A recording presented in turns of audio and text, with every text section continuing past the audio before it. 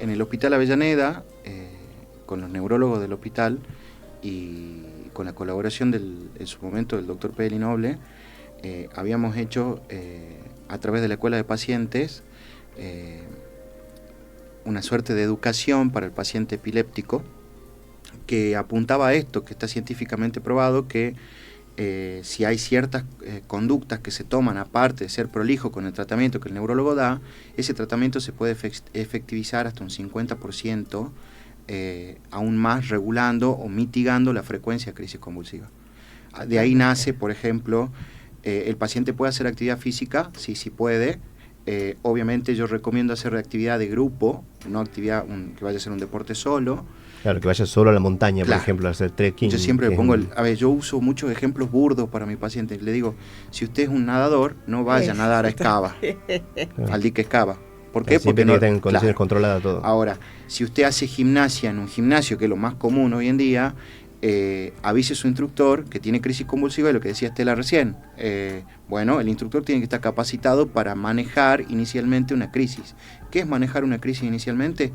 Poner al paciente de costado, no poner ningún objeto en la boca, ese mito de que la lengua se va a tragar, el paciente se va a tragar, la lengua no existe.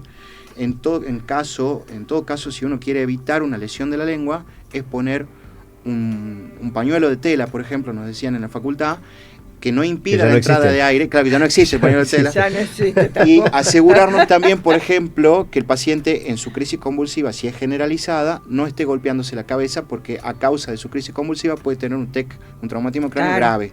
Siempre se aconseja, ¿no? Y otra medida, la postura de costado y otra medida fundamental, otra medida fundamental que yo siempre trato de que el paciente lo tenga presente, obviamente en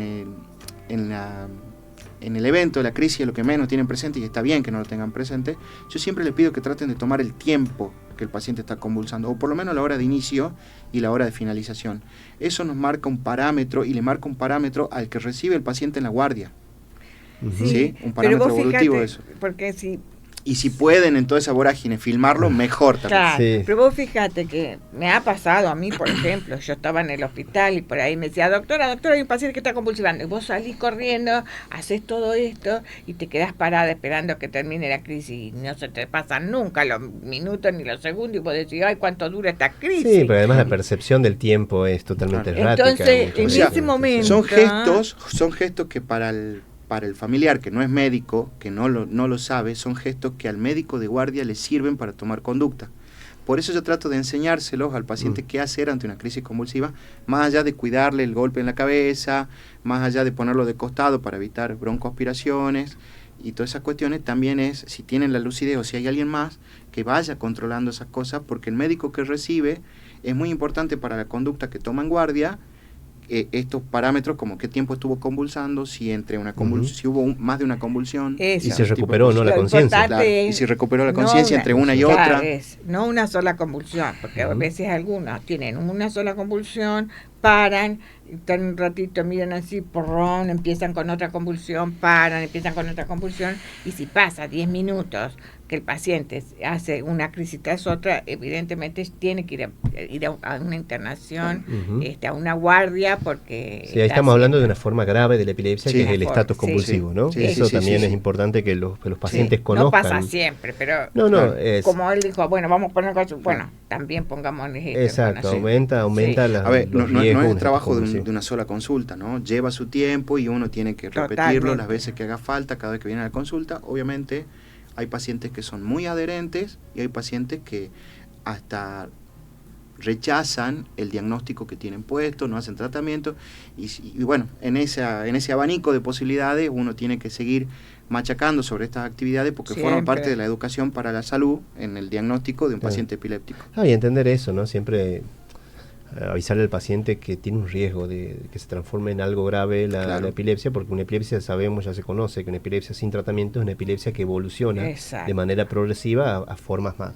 Lo cual es muy interesante porque muchas veces sucede esto de que están con un medicamento y llega un momento en su vida donde ya necesitan más dosis del medicamento, y es porque el cerebro, tanto el cerebro como la neuroglía, tiene mecanismos de eliminación de más rápida, de los fármacos. Depende del Entonces fármaco, los van eliminando rápido, los va metabolizando cada vez más rápido el fármaco, y su tiempo de acción disminuye.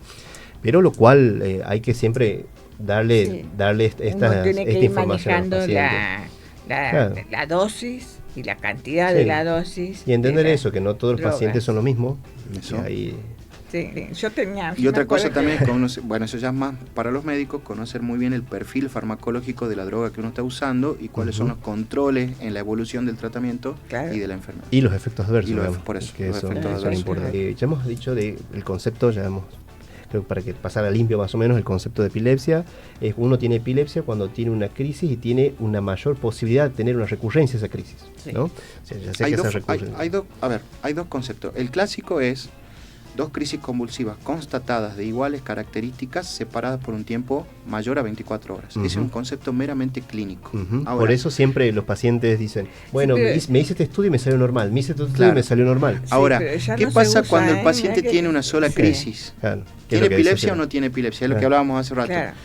Si yo tengo un paciente con una crisis convulsiva constatada, hago hincapié siempre en constatada porque nos tiene que constar o tenemos que estar seguros que lo que el paciente consulta es una crisis convulsiva. Si tengo una sola y a esa crisis convulsiva yo le encuentro un método complementario de diagnóstico alterado, ese estudio que uno hace, que es el electroencefalograma y la resonancia con protocolo de epilepsia básicamente, ese estudio alterado nos puede llegar a aumentar la probabilidad de que la crisis se repita hasta un 66%. O sea que hay una institución que se llama la Liga Internacional de Lucha contra la Epilepsia, avala el inicio del tratamiento con una crisis más uno de estos 2 métodos complementarios que estén alterados. Bien. O si no, el concepto clínico, que es de que desglosábamos recién. Bien, bueno, yo creo que ha quedado claro eso, y la forma más grave, que es el estatus epiléptico, que es que el paciente no recupera la conciencia y la crisis convulsiva continúa por más de 10 minutos según definiciones, o más de 5 para nosotros en términos prácticos, por así más de decirlo. 5.